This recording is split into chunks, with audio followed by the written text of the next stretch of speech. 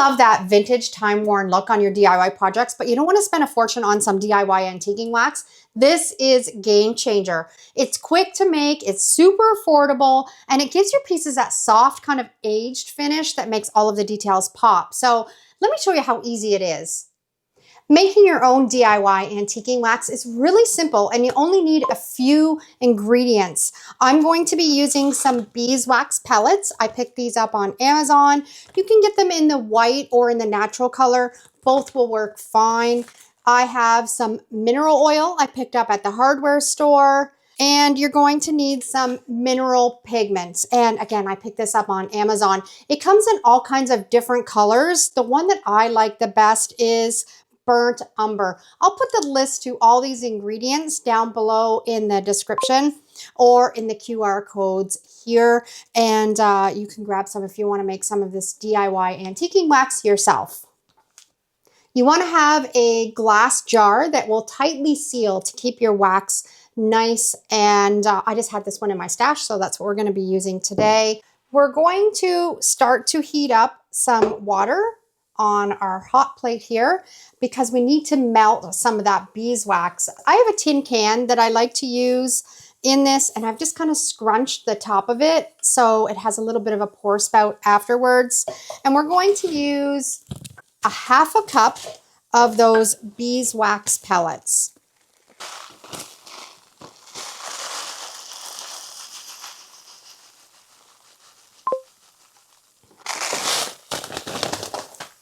And we're just going to pour them into that tin can and then put them in the water and let them melt slowly.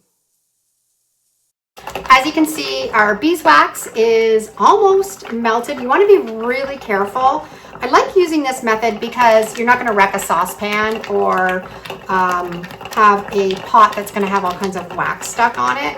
So we're going to just turn this off. We're just going to let it sit for a second and let the last little bit of that beeswax melt away.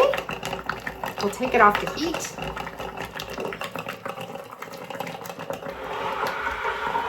And our beeswax is completely melted here. And we're ready to add in our mineral oil.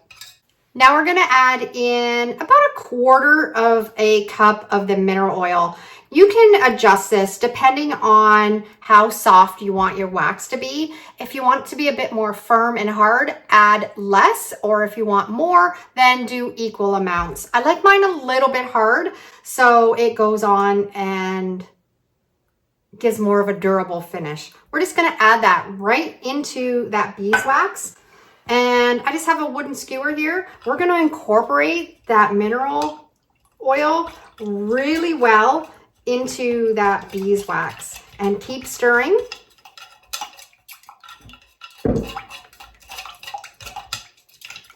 Until you know that it's all blended well. Now we're going to take our pigments. This is a brand new fresh bag I just picked up.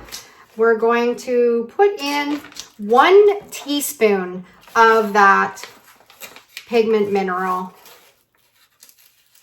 And we're going to dump it right into that mineral oil and beeswax. And again, we're going to incorporate that really well. Here's where you can kind of just use your own judgment again. Add more if you want a darker, richer color, or just slowly add it in increments until you get the color that you feel that you're looking for. You want to make sure that you're working kind of quickly though, because we don't want this wax to harden up in our tin can. I like mine to be quite dark. So I'm actually going to add a bit more. I'm going to add probably 2 teaspoons into my recipe.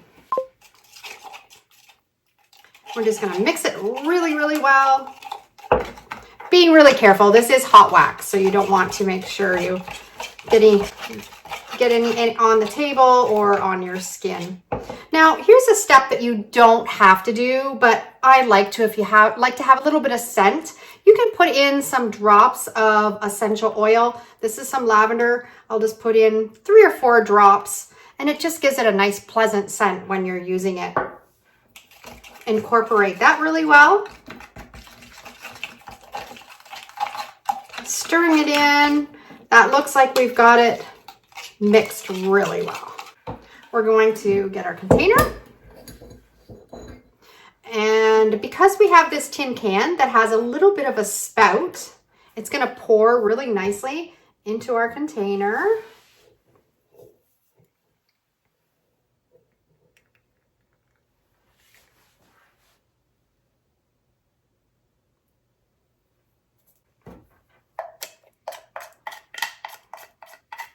And it does harden really quickly. So I have some here that's already started to kind of go solid. So we're just going to scrape it out of the bottom. You can see how it's already starting to cool and come together. And that's it. You're just going to set it aside and you're going to let it cool down until it goes solid. And I'm going to show you when it's all finished how you can use it on your projects.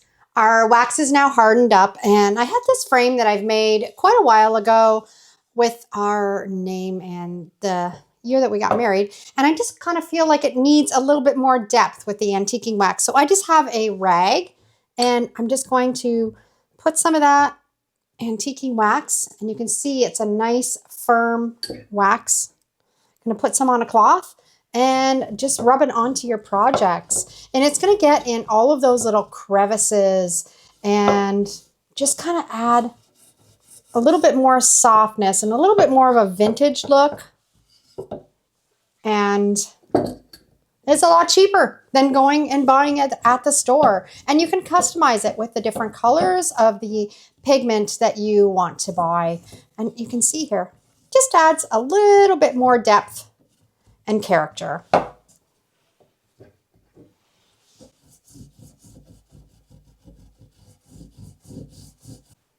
Plus, this smells really nice with those few drops of the essential oil. And there we have the frame all finished, and you can see it just gives it a little bit of depth and a little bit of that antique vintage feel in all those nooks and crannies.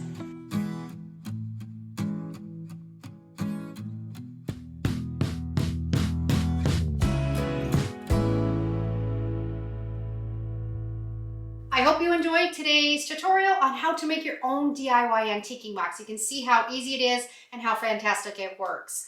And if you loved this recipe, I'm sure you're going to love the recipe where I make your own DIY furniture wax. So make sure to watch that video next. Thanks for watching. Have a great day, and we're going to see you in the next video.